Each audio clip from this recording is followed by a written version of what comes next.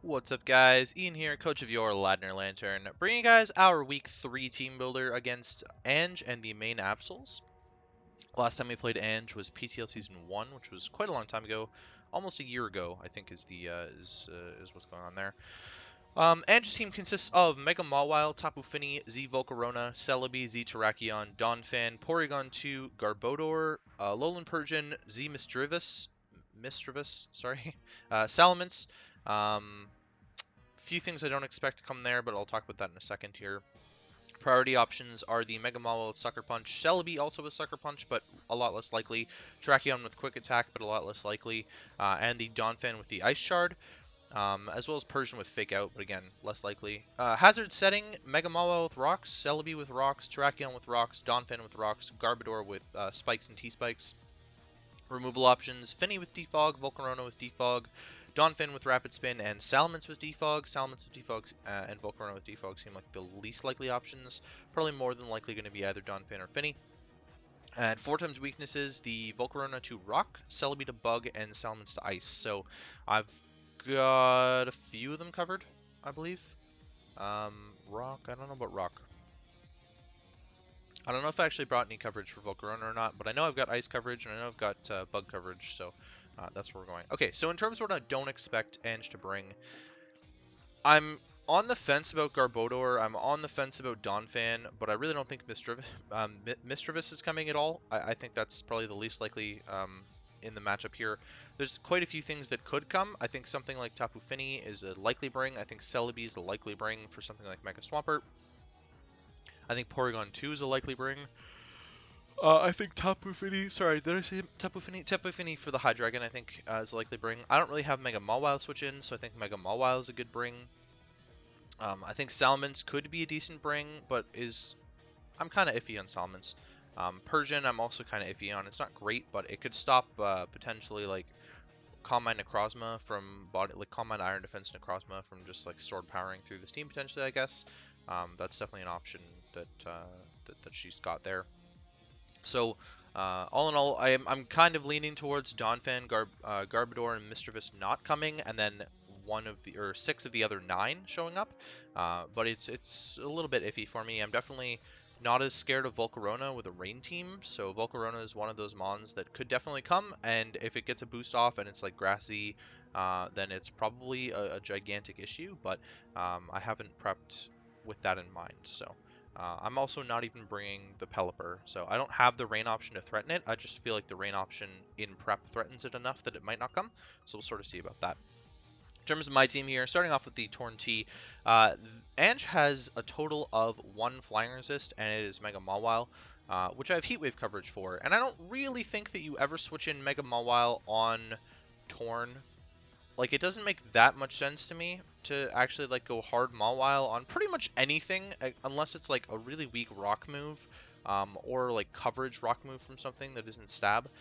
So, yeah, besides that, Z Hurricane almost picks up a kill against everything bar P2. And Donphan was sturdy up. But Z Hurricane should just be able to bop pretty much everything. Very Spadef Finny as well. It wouldn't KO. So I need a little bit of chip on that. But yeah, Raw Hurricane and Z Hurricane is going to kill almost everything as well. I've got Taunt there to stop something from getting up rocks, something like a Donphan from getting up rocks. Terrakion from setting up in my face. We'll sort of see about that. She might just click the rock move, which is quite threatening. Torn against the Celebi is really threatening for the Celebi, because obviously I'm packing the U-turn. It's going to be a weaker U-turn, so it's not going to kill it. But Hurricane or Z-Fly will deal with that. I'm going to try and get off the Z-move this time, unlike week 1 where I didn't even click it. If I can position myself with Torn where I'm going to die anyways, then I may as well just click the Z-move against pretty much anything, because the damage is going to be really helpful later. This team lacks reliable recovery on the Finny and the Donphan, so it's relying on recovery from like Porygon 2 and Celebi, which I don't think is necessarily worthwhile in the grand scheme of things, especially with the Finny. Like, if I dent the Finny, unless it's Z-Haze, which it can't be because it's not a Z user, it's not getting the recovery back without, like, leftovers. So, that's an important one to sort of nuke with Z-Hurricane. Pardon me. Because I have ways to deal with the P2 and ways to deal with the Celebi outside of that. I'm actually going to skip forward because I should have done this first, and I forgot to change the order up. But bringing Amoonguss here, Rocky Helmet Amoonguss. This is my main Mega Mawile switch-in. This can also be a decent Terrakion switch-in. Kind of a blanket check to most of the team, if I'm being completely honest. It's a semi-alright Donphan switch-in. It's a really good Tapu Fini switch-in. It's a decent Mega Mawile switch-in, like I mentioned. It's not a great Salamence switch-in, but if I can punish it with Rocky Helmet Chip, then that's probably worth it. It's an alright Porygon 2 switch-in. I get the Toxic off, which is cool unless she's sub, and then that would really suck. Why is it actually doing the Hidden Power Rock IVs? And no, I don't want minus. Yeah, I want max all. There we go. So I've got the Sludge Bomb for the Tapu Fini, and it's just really good damage against mons like Celebi as well. Although Celebi kind of threatens me out with a Psychic move, I probably won't die to it. It's not a Z user, so unless it's like Nasty Plot. Stomping Tantrum is there for the Mawile, but also will work on the Garbodor and the Terrakion. Main things that I would want to click Stomping Tantrum against are those three. And then Hidden Power Rock is there for the Volcarona, so that I'm not just complete setup fodder. I calced it, even with no investment against fully Spadef Volcarona, Hidden Power Rock will break a sub. So at the very least, I'm not going to be sub fodder, and I can get some chip and potentially force into a position where he either has to kill me, where she has to kill me, or I can get a Toxic off on the Volcarona, which would be super solid. Back over here now, we've got the Kelder. Oh, Torn, I forgot to talk about speed. Torn is outspeeding Terrakion, but not Persian creeping Heliolisk. So I decided I want to get the slow U-turns off against the Persian. And so I'm creeping max speed Terrakion, but I'm not creeping over a Persian that would creep Heliolisk, which is what Persian would be speed creeping if it was speed creeping anything, in my opinion. So I'll be slower than the Persian in theory, which means it'll get the parting shot off first, and I can U-turn second. Which is what I have in mind for being able to gain momentum back if I'm put in a position where I'm in with Torn against Persian. So Conk here, I'm just running another Assault Vest set with Guts. This is almost identical to my week 1 Conk set against Venno. Knock off Drain Punch, Ice Punch, and Earthquake. So I'm not running the Mach Punch again. I'm not sure how relevant that's going to be. Mach Punch would obviously be a nice way to revenge kill something like the Terrakion. In fact, only the Terrakion in my mind, which is why I'm not running Mach Punch. So I've got the knockoff there. I need to get rid of the Violate on P2, but knockoff's really going to hit almost everything super duper well. I have nothing to touch the Fini with, so this is not a Fini response by any means. This is a pseudo Volcarona answer with the AV, but it's also a P2 answer. I don't know why I have AV on this actually. I think just because I was running 4 attacks and I wanted a little bit of extra bulk. But it's sort of a little bit strange in how I'm doing things here. Earthquake should still do a lot to the Volcarona, and if I manage to make contact with it, then I'll be Guts boosted, and that'll be even better. Unless it's Swarm for some reason, and I don't know why it would be Swarm, but Flame Body usually makes the most sense, especially when you're trying to stop a Mega Swampert, in theory. Ice Punch is really only there for the Salamence, because Knockoff will do more to the Celebi unless its item is gone already. And then Drain Punch is obviously there for recovery. I can Drain Punch on a lot of things. Mega Mawile, Porygon 2, Persian, Donphan, Terrakion. Mischievous I've got the knockoff there for as well. So I'm just max HP, max attack. There's really no thought going into the EV spread here. I'm just trying to go for as much damage as I can and bulk out with the rest. Mega Swampert is a pretty specific EV spread. I've got Rocks, Earthquake, Waterfall, and Ice Punch. So obviously I'm not running with the Rain on the Mega Swampert, and I'm running a very bulky Mega Swampert. This is, in my opinion, my best Terrakion answer. So I looked and I thought that Terrakion was probably the biggest threat to my team. I have absolutely nothing to switch into Stone Edge on the entire team, except for Mega Swampert. This is my only Rock Resist outside of Kinkelder. So, like, unless I wanted to bring really physically bulky Kinkelder, which I've done in the past, to be fair, to check things like Darmanitan, but I really think Terrakion can kind of just boost through that where Darmanitan can't. So yeah, that's really threatening to me that I am lacking rock resists against a really strong rock type. So I think she's going to try and take advantage of that, and that's why I'm a relatively defensive Mega Swampert. I've only got enough so I'm running a speed investment on this for... Did I not write it down? Oh no, I did write it down. I'm running a speed on this for no speed Celebi. So if I can get off an Ice Punch against the Celebi and kill it, then that'll be worth it to me. Yeah, it should be no speed Celebi when I'm in Mega form, by the way, not in regular form here. But I always build it regular form and then speed creep in Mega, and then transfer the EVs over, and it works perfectly. So Yeah, the attack investment, though, is what's specific. I'm anticipating Terrakion to run 76 HP. Regardless of it being a Scarf or what, I think it's going to be 76 HP, speed creeping over my Hydreigon. And that's how much HP investment it's going to have, or how much bulk it's going to have spread out over everything. If it's speed creeping Hydreigon and is max attack, that's how much HP I think it's going to have. So with this much investment, my Earthquake should be able to one-shot it.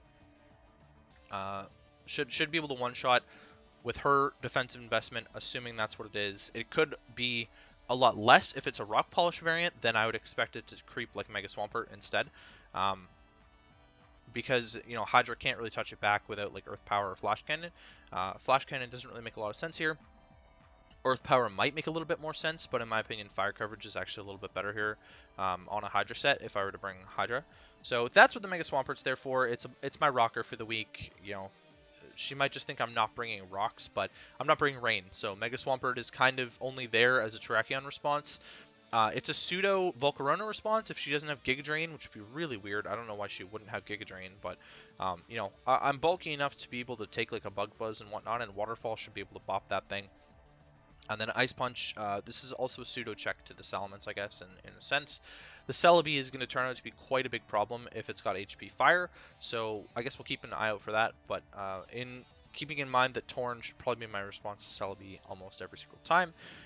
Yeah. Heliolisk, I'm bringing a Choice Specs Heliolisk, and so I thought I could just sort of like Volt Switch over on everything, and I probably would be able to if the Dawn Fan doesn't come, like I'm expecting it not to, but and I just wanted to be safe and play it safe with the U-turn there. I've got Surf on this set to revenge kill the Terrakion. It's also my way to hit the Dawn Fan if the Dawn Fan is going to be the primary switch in. In reality, Hyper Voice is just going to be a really safe click against most of this team. Terrakion and Mega Mawile are the normal resists, along with Misdreavus, which I don't really think is coming, but you know, have at it, I guess, with the Misdreavus. Yeah, so I've got U-turn there for the Dawn Fan, like I said. Thunderbolt, Specs Thunderbolt's just going to hit really, really hard. Hyper Voice is there to just dent a bunch of stuff as a neutral hit. Thought about a couple options there, including like HP Ice, but Specs Thunderbolt is still just going to like demolish Salamence anyways. So that's kind of the idea behind the Heliolisk. I didn't want to be Dry Skin because I didn't want to take more damage from the Volcarona or like a Fire Fang from Mega Mawile, things of that nature. And something I could see, the Terrakion's a Z user, I could see like a Z Sandstorm Terrakion coming, or like just a Rock Z variant with Sandstorm for a speed boost, and also to cancel out my Rain. I think that that's actually a reasonably likely set, and so I'm running Sandveil for that scenario. Because I don't need Solar Power, I'm not running Sun, I don't need Dry Skin because I'm not running Rain, so why not cover the potential option of Z Sandstorm Terrakion with a Sandveil Heliolisk? I thought that was kind of cool. I'm outspeeding the Terrakion with this, just 1 point over it, and then a max special attack, tiny bit of HP. Last but not least is the Scizor. I'm running Banded Scizor. It's got a pretty decent matchup here. Really good revenge killer against a lot of this team. A lot of this team. Really good revenge killer. Another knockoff user for the P2. I think that's going to be pretty clutch. Getting rid of an Eviolite on that is going to be really important. Bullet Punch to revenge kill a ton of stuff. Terrakion in particular is not going to want to be revenge killed by a Bullet Punch. This is going to do a significant amount of damage to Mega Mawile, Salamence, anything offensive, Celebi as well, U-turn as well for the Celebi. Just really good momentum with the Torn, the Heliolisk, and the Scizor. It's kind of the base of this team is just pivoting around. And then I've got Iron Head there as well. It's going to be slightly stronger against something like the Mega Mawile and the Tapu Fini, things of that nature that I have to break through neutrally. I am outspeeding Mawile. I'm outspeeding a Jolly Mawile with this investment, so I should outspeed it. She won't be able to Fire Fang me, and I can kill it with an Iron Head. In theory, that's kind of the idea. It needs to have a little bit of chip before I can kill it with Iron Head, but that is the idea behind the Scizor. That is pretty much it. I'm just not intending on taking hits with this. It's kind of there to revenge kill things. I could take Celebi hits with this fairly comfortably, as long as it's not an HP Fire. You know, I do resist dual stab from Celebi, so I'm expecting the HP Fire to come. You know, it's obviously, it might pack like a 4-attack set with like dual stab, HP Fire, and Dazzling Gleam for Hydra. That's kind of what I would imagine, because Hydra resists all 3 of those other options for the Scizor. That would make a lot of sense to me. You know, it's probably not fitting a rocker role if it's in that position, though. So if it's going to be a rocker, it's going to have, like, Giga Drain HP Fire instead and just run 2 attacks. And in that case, Hydra would have been a really good bring to shut down the Celebi. But in hindsight, you know, that's all hindsight. Hindsight's 50-50. Hydra looked okay. Again, the Mega Mobile punishes it quite a bit. Terrakion punishes it quite a bit. Tapu Fini punishes it quite a bit. Volcarona punishes it quite a bit. Salamence outspeeds it and punishes it quite a bit. So I didn't really feel like Hydra had a place in this matchup. It definitely does on paper after talking about her side of the roster. But when you look at the speed tiers, Hydra just does not match up well here. It needs to be Scarfed. It's got to hope that the Salamence isn't Scarfed, or hope that the Salamence doesn't get up a Dragon Dance on the turn where I hard switched in or something like that. The Terrakion's a really good Dark Resist, so is the Mega Mawile, so is the Tapu Fini, you know, it's double Fairy, so, you know, while it's covering the Celebi, I don't really think Celebi's that scary that I need to cover it that well. Necrozma, setup fodder for Mawile, in complete honesty. I could bring, like, an Earthquake or an Earth Power set, but it's probably not going to be worth it. End of the day. Excuse me. A spec set could have been interesting, but it requires predictions, and I really hate playing in a style where I have to make predictions to win the game, so I will pass on that. Gardevoir, I was considering running like a sub-calm Mind Gardevoir. Opted out of it because the P2 kind of just sits on it still. It's a pretty solid bring here. Same problems as Hydra speed tier wise. She's got a lot of stuff above base 100. Most of my team is not and relies on the rain sweeping potential. Pelipper, I'm not bringing Pelipper. Not really much to say about that. It didn't fit on the team. I didn't want to bring Pelipper just for rain when I had better things that could fit in the slots this week, so that's why I'm not bringing Pelipper. Monferno's a meme, you guys already know that. This is actually probably one of the better matchups for Monferno, if I'm looking at it objectively, though. It's got revenge killing capabilities against the Tracheon. The Mawile, you know, I'm not going to die to a Sucker Punch because I'm part fighting with something like a Violite, and I can Flare Blitz it to hell. Beats the Celebi 1v1, beats the Porygon 2 1v1. It can potentially 1v1 Volcarona. Honestly, I don't know why I'm not bringing Monferno over Conk. Conk is just a little bit bulkier, and it's going to be able to take hits from Volcarona a little bit better than Monferno is. You know, I'm recording this about it's actually almost 3 hours now before the battle, so I may end up changing out Conk for Monferno. The likelihood of that seems really low. It seems pretty damn low though, because Conk is at least a little bit of a better way. Excuse me, to deal with P2 1v1. If it wants to status me, it's just dying faster. So that's the idea behind the team. Hopefully you guys enjoyed the team builder, and I will catch you guys for the match against Ange and the Maine Absols.